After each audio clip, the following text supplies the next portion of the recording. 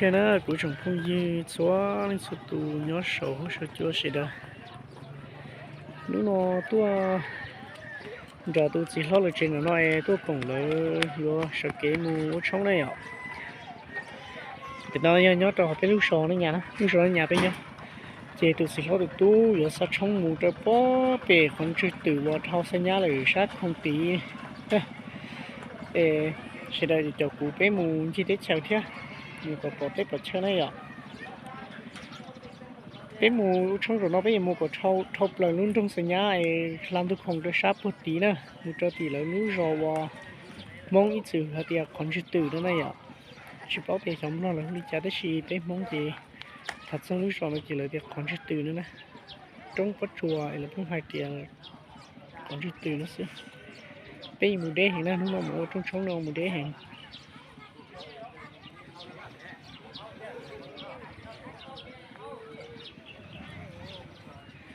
bé mù tiên là bé mù xe không đi chả nó cũng mà trò đó bé đôi sai thì như thế đó từ nói nhá từ tôi chỉ nói lời chị vừa bé ta tôm ba giờ cũng đi phun một phút sẽ đây tôm ba vừa lớn nói vừa sẽ kiếm nữa ba vừa lớn nói vừa sẽ kiếm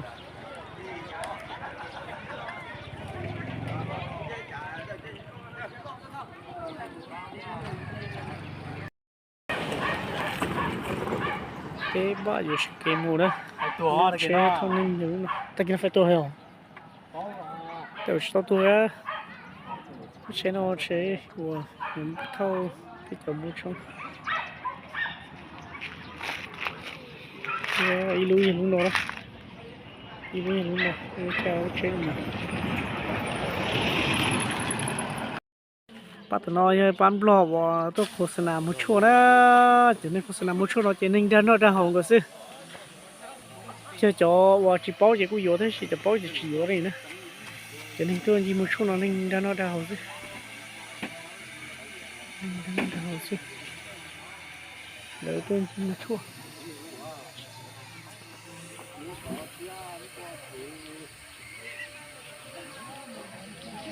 trên nó bé ta to rồi sự kiện lui muốn đây là thế từ chế tôi mua cho tiền tôi rồi nó chơi lỡ có cái chế nó lỡ qua cái chế nào cũng đây chơi lỡ chỉ bút chế mua đó trên trời bây giờ tỏi bia rồi bây giờ tỏi bia lỡ qua tao cái chế cũng đây bên ngoài đi mua đó thì chúng kiên cầu đi chỉ báo tiền nó tỏi hơn thì chúng mua đi cha nó lỡ chỉ bút chế mua lỡ qua cái bên hôm đây lỡ chỉ qua cái bên hôm đây lỡ chỉ tao bút chế mua tỏi bia cho nó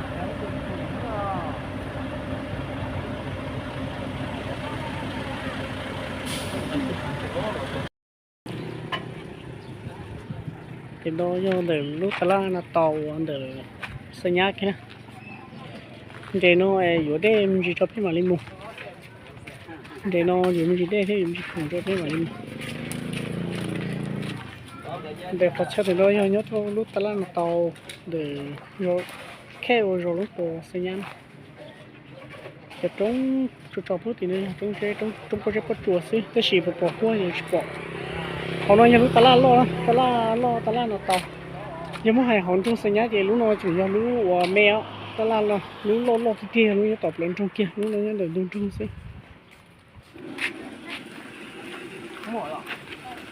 lúc này lúc nó để luôn trong lúc nó chỉ là lúc ta la mè thôi ta la luôn tập lên trong giờ thì chiều khoảng trên đó về bài sẽ có chỉ là tại về bài trở bắt tổ nhớ tập bé thôi giờ thì chiều về sẽ thọ mông muốn chỉ tổ hết à thọ mông muốn chỉ bắt tổ thế nè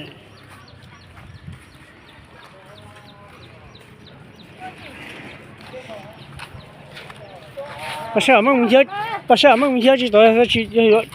chỉ chiều về lo bài với một cái bắt tổ thế tổ rồi mắm mà có mua được cái nó to nó mà nó đâu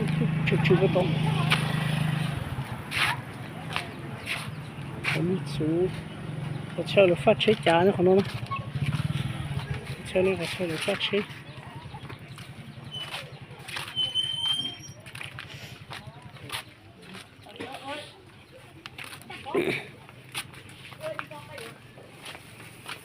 tụi nó nhau tụi có chơi là mua cùng nó cùng hầu đó rồi Đi khủng nó hỏng đâu kia. Lúc nào cũng hỏng đâu kia.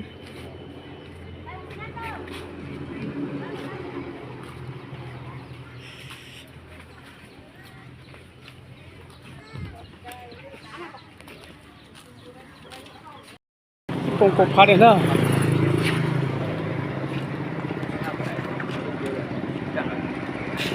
Ít bổng có xe à?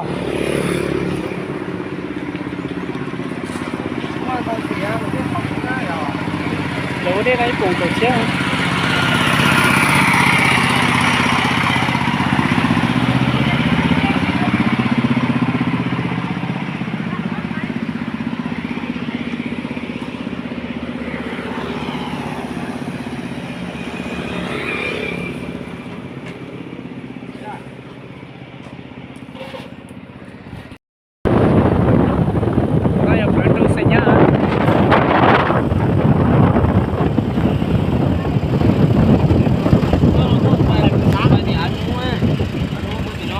Sao nó cho phải anh nuôi phải tí tất là sủa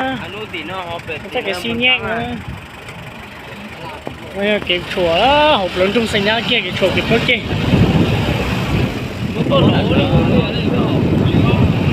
bây giờ lọc lư liền này lớn trong kia á nó chỉ tới tất là lọc sân nhà kia cho kia nó tất là lọc sân nhà kia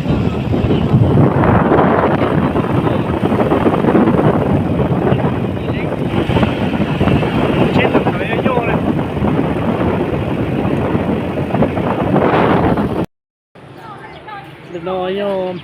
cái tuần tiền rồi đó là sân nhà nó họ lúc lớn trong kia lớn trong sân nhà kia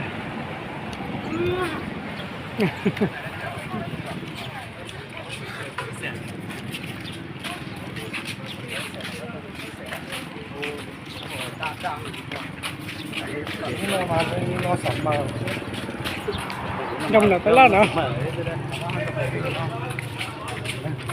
nó chỉ phải đặt có tới là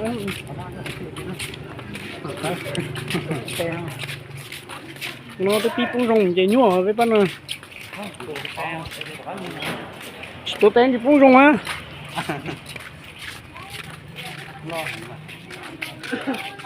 bung rong hồ trộn với tôm bò hay đánh con phay theo từ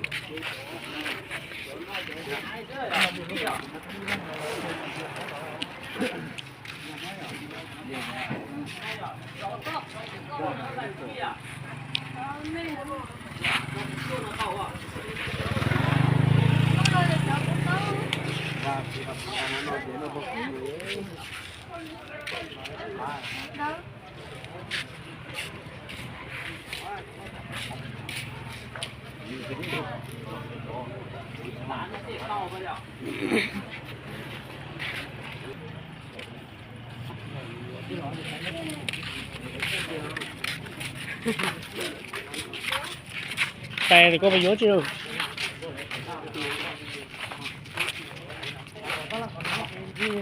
Gì tao sẽ nhau kì.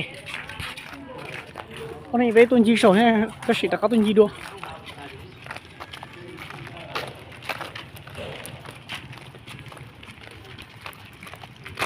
Còn nó có lời phá chế rồi, nó có lời muốn chế được phá chế cho nó.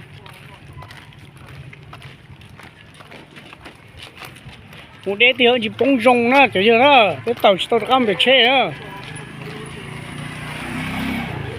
Chắc bông rong ha.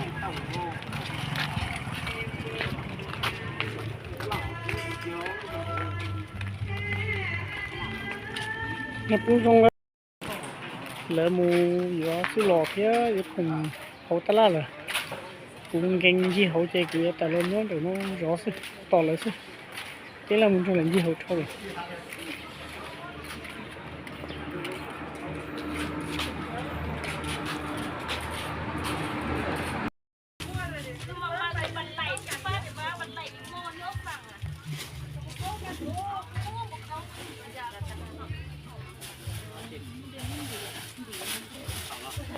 Mình như thế là rủi ro đó.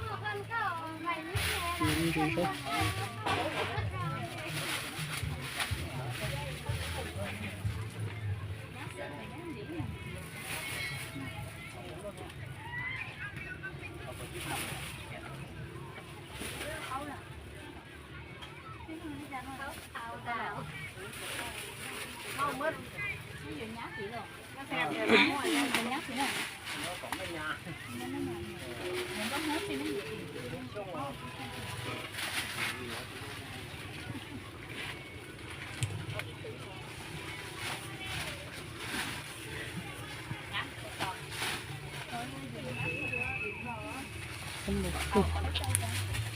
nên cũng có cụ chú rồi hết, cụ sát cụ chú rồi.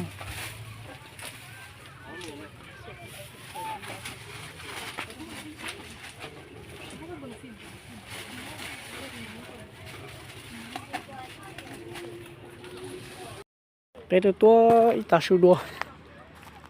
Bây giờ mông là bây giờ tôi sẽ chọn thu không, tao thay được bây giờ mình sẽ chọn thu nó không và nó thay được đi nè. Tôi thâu sài nhá, tận trong sài nhá để tụi nó chế bé để chế nó. Bé tôi tận trong sài nhá tôi tụi nó bé để chế nó bé nó mình chỉ một cái chai cho bé mà đi mua trộn gì đó. Bé chế nó chế sẽ đóng mua liên tế trong hàng trong nó ta xây dựng cái gì đó. Chưa có bớt ta rồi nó lại. Bé hàng trong thứ tôi sẽ tận cho đi nè. Bây giờ nó món để là lu chế là tôi kể này cho bé mà đi mua nè, nó một cái chai cho bé mà đi mua. Nó sụt trở lên muốn cho cái sợi chạy biết chúng kinh đồ thế tụi này tụi lo này đi lại cũng chỉ cái chạy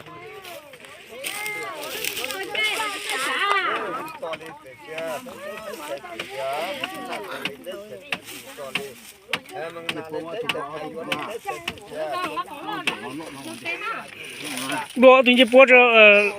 thành chua thế con nhá cơ đó thì bộ đó thì mà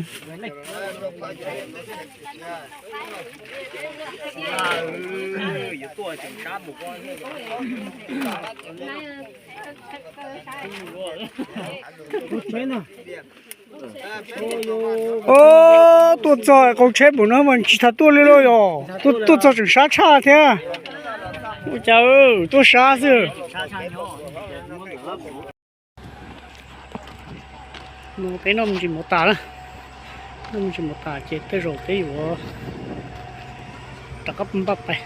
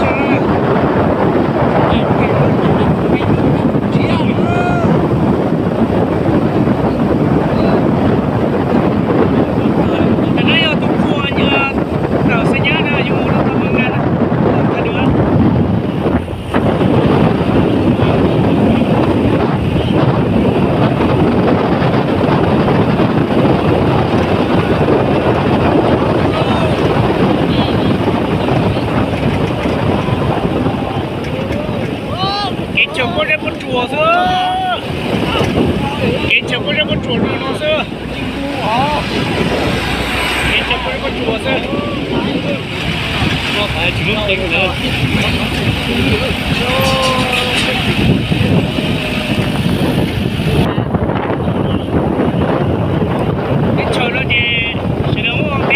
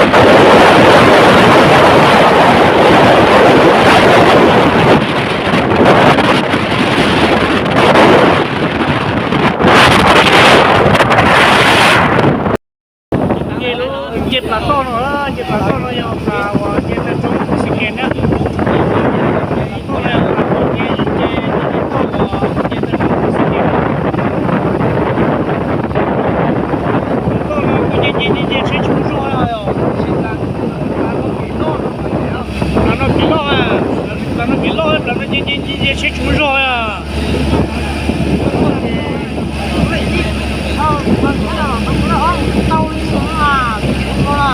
là cái này tốt rồi hả? Mình ngon khâu nó một quá bè.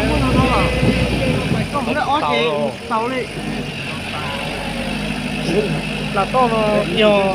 cái xe tách nó là hua là to của sự kiện nữa.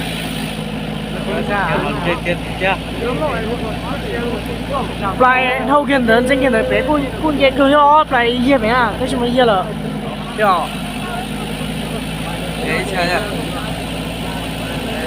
Không phải chỉ phần này. Nó chỉ bảo con lẽ như này. Đấy là nhá đâu mình chỉ tao nên tiếng nghe. Nó cho luôn. Chúng nó không chơi nhỏ. Chơi chung nó, nó chơi luôn nghe. Nhá đâu là hậu em mua cái xe tách nó chơi chung nó sẽ cái gì đó. Xe tách nó chơi nó cũng cái tao đâu trên cái tàu rồi. Trên cái tàu rồi. Cái tao đâu trên cái tàu rồi. Lúa cho rồi, riêng cái há là mà chú là chính nó cái gì nè.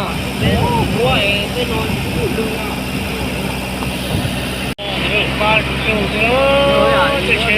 Chúng lại cũng đủ cả, chúng này người nhà mua tiêu. Chú đi một lần nào.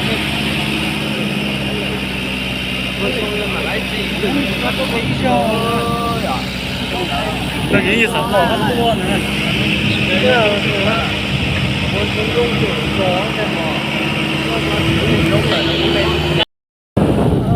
Trong con chuối thì nó chua. Ăn lỡ rồi, mà hết được.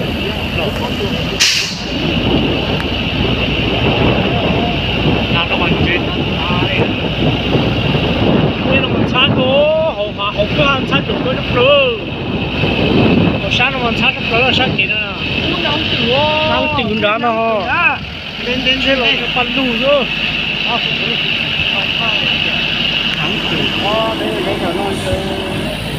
Lúc trống nó lon nữa, nhưng lúc trống có chúa, lúc trống có chúa, lúc trống nó có cái lúc trống còn chưa từ kia nào, lúc trống nó chỉ lúc trống còn chưa từ kia nào, lúc trống nó chỉ khỏi là hua chỉ còn chưa từ nó chỉ là hua trở lên lúc về chùa, lúc trống lúc lo nó có chùa nó nào. Mua lúc khó, nhất thì còn đang trộn nhớ, bây giờ trên này chỉ bỏ ra một số tí sai trong quả. Sao tự nhiên mà trốn xa.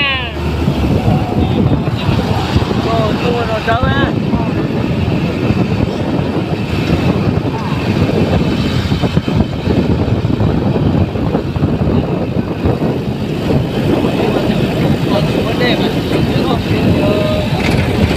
Tám nữa mà.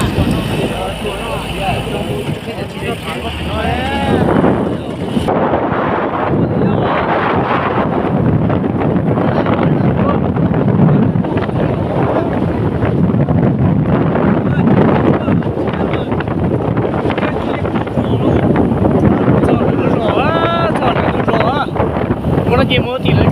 lúc nó rồi đó. Lấy cái thì nó sẽ chờ á.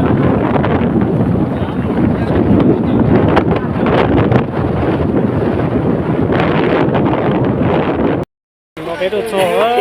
cho kia là lúc rồi không chịu từ á, cho lúc rồi không chịu từ á, xong cái gì chỉ lơ đó, cho kinh tế chỉ chơi, mình chơi ở chơi. Rồi nó chơi rồi, nó ấy.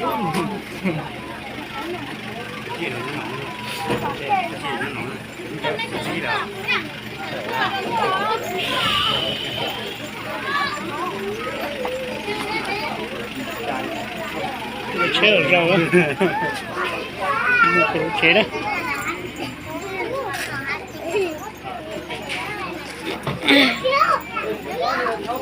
Sẽ cho tí này từ này mua bên là có sau cho này dùng ra mua hộ mua nào không ta, số cho này mua không. Rõ nè, rõ, rõ. Thôi to lắm mua. Rõ, rõ. Rồi lên đó là đều có giờ này chỉ năng nữa. Đây chưa là cứ ho. Ui.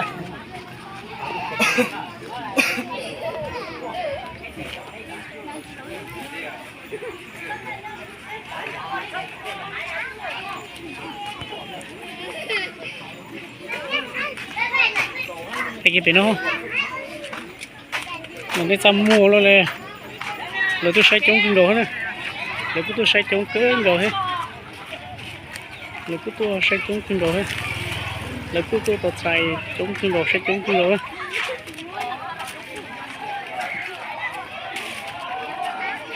tôi sẽ chống cưới đồ để nó có trứng cá này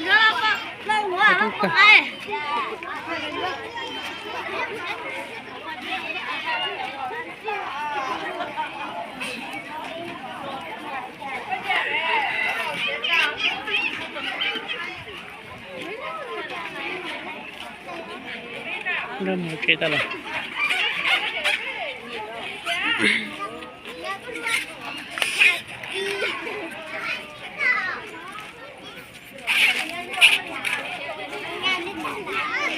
để lú vào món nó nhớ tàu xì nhớ kinh đồ đó cái đó trên nó có mình nhớ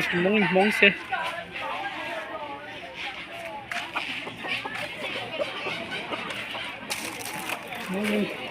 lúc rồi nó là nhớ tôi chống kia nhớ tôi cho nó xì nhớ kinh đồ đó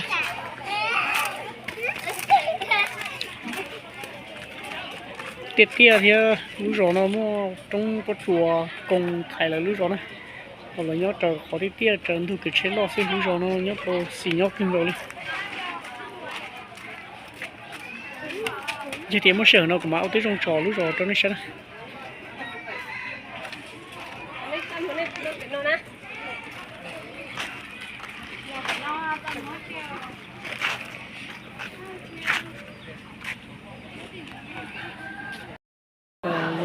vô chế đó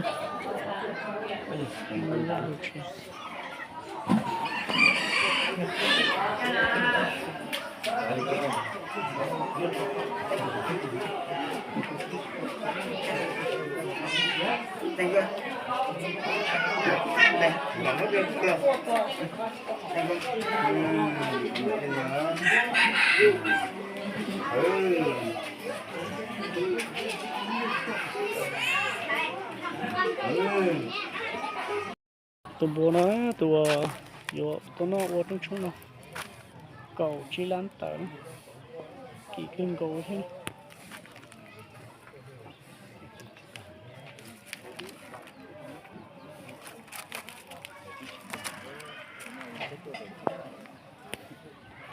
tụi trong bó bể lú rọ còn chưa từ đó thì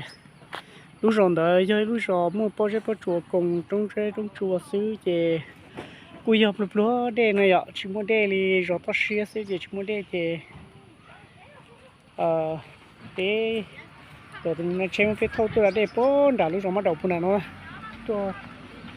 nó chơi một cái thâu tôi đã đê bốn đảo lúa rõ mắt đầu bốn nó đấy cũng rồi có mình lâu chỉ là kẻ lúa rõ cái tôi trong người chơi à của hai chỉ mua đê nên mua đê thì tôi đã đê xí khó chơi bé đã đây chỉ cho còn là nó tụ nó chơi một cái thâu cho tôi đã đây bố đã tụ đây lo bún đã rồi bắt đầu nó nè cho khó thì phải lúc rồi bé tôi trong bé chỉ mua đây đa này ạ mua mấy đây đâu lử xí xứ chơi bây giờ cái chuyện tôi chuyện vô họ lần chơi với chuyện tôi bún làm nó cái xứ nè mua đây xí cái đã để sử dụng để rồi bây giờ chỉ thay nữa bây giờ chỉ thay thế bây giờ chỉ cho lại cái gì cái đã để đầu nó nhau cái tua đã để nó để rồi bắt đầu nó chơi cho luôn nó có cái mù tổng nhiên nó chúng sẽ cho mình có nhớ và quăng thế lo tôi cần đợi xếp với nhau nó chơi cho luôn sáng này thì cái chậu cho luôn mù cái đó cho luôn mù cái xếp cho luôn có muốn to xếp vào tôi nhớ tôi bóp để tôi cần đợi nó với nhau lại nhau là cho tôi sai làm muốn xếp của bỏ xí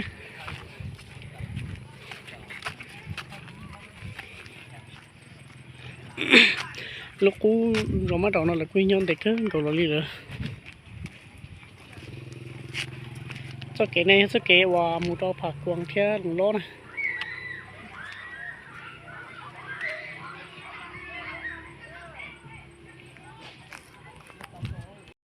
cái lúc rồi chúng muốn đây ô này cũng chín rồi thế nó cũng muốn chế hết à.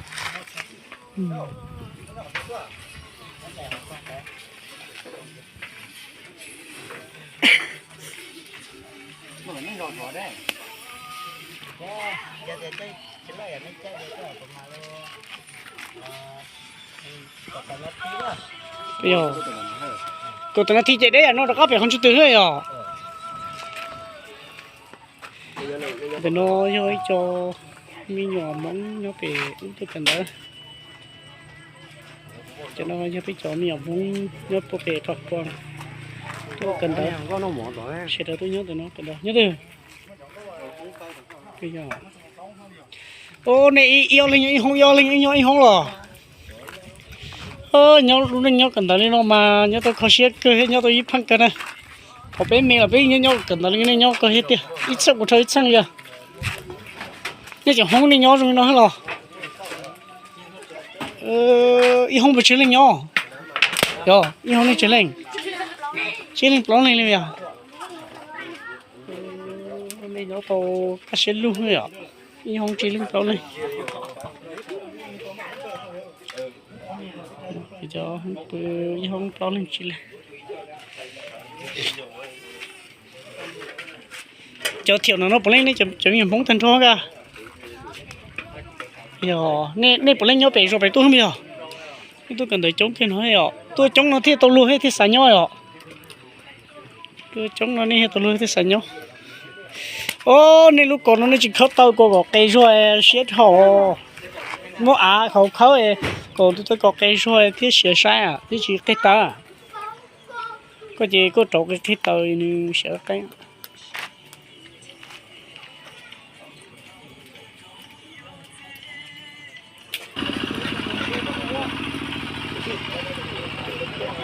cái chỗ nhiều dầu nó tôi cần tới nó món chỉ chống đùa món chống đùa luôn của hai sành món ha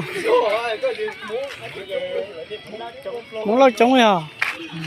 món lo chống đùa à ô này tôi nhớ tôi lời gì cơ nhớ tôi lời gì cơ cái chủ nhiệm món tôi nhớ cần tới này non nhớ cần tới để lúc sau bắt đầu nó nhớ tôi xin nhớ cơ nhớ tôi lời gì cưng đầu đi tôi nhớ tàu là rẻ cân rồi sẽ đã trong túi rồi chỉ sẽ đã ôm món nó rồi rau đi nè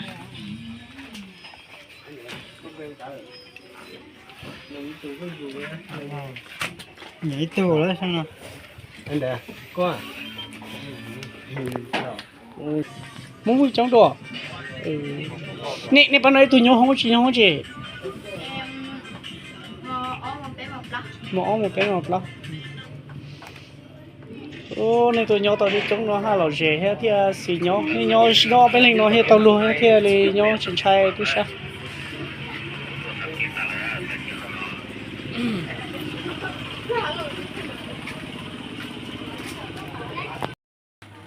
tôi nói chuyện cái nó tôi nói chuyện cái nó tôi mi tôi nói chuyện cái nó cái gì bố mình lúc sùng này xin nhỉ xin mua tôi nói chỉ mong tôi nói nhầm luôn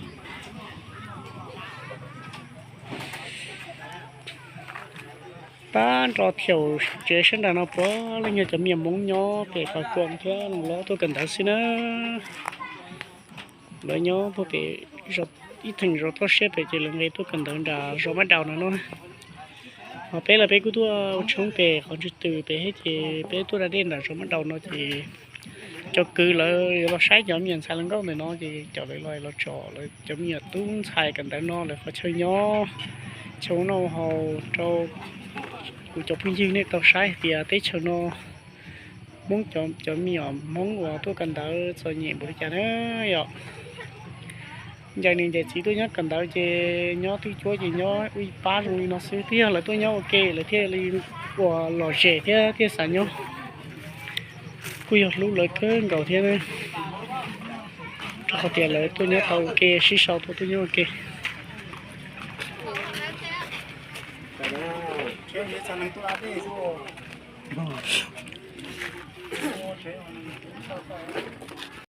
cho nó giờ trong đó là chế thế muốn đã đây là chế thế rồi